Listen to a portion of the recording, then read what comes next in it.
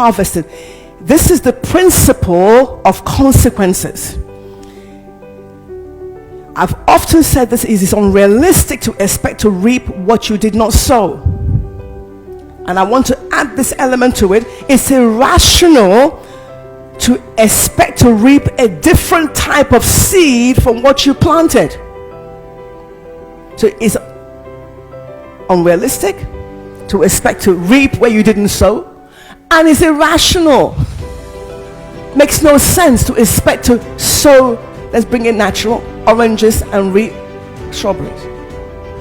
So not just where, meaning the source, but it's also how and the time. Right? So Galatians 6 verse 7 is our first scripture. Galatians 6 verse 7, it says, do not be deceived.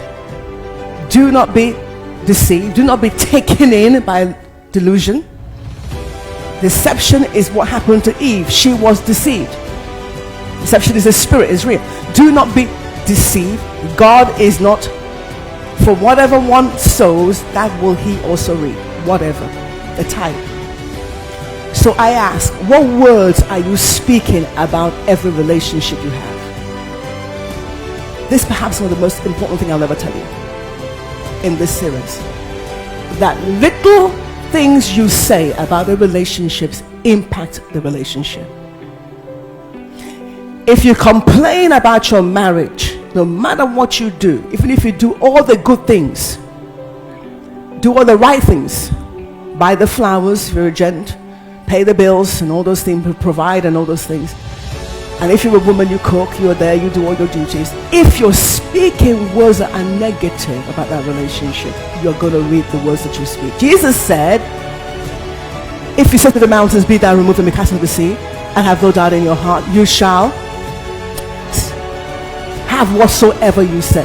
So every relationship, familial relationship, parental relationship, business relationship, if you say negative things about those things, you're going to harvest what you say. So you may be doing all the right things, working really hard, quite competent at work, doing all the right things that you're supposed to do, but you're speaking negatively about that boss, about that colleague. That relationship will always have friction because you've created a fictional relationship. And this applies to literally everything in the world realm, because we're living in the realm of words. The earth was created by words.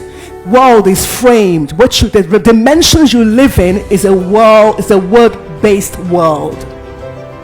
So whatever you are constantly saying is what you're going to be constantly reaping. So what's the lesson here? Say only what you want to reap. In the same way that you want bananas, you plant bananas. Jesus passed a fig tree and simply said, you shall not produce anymore. And we assume that that worked because it was Jesus. No, it works because word works.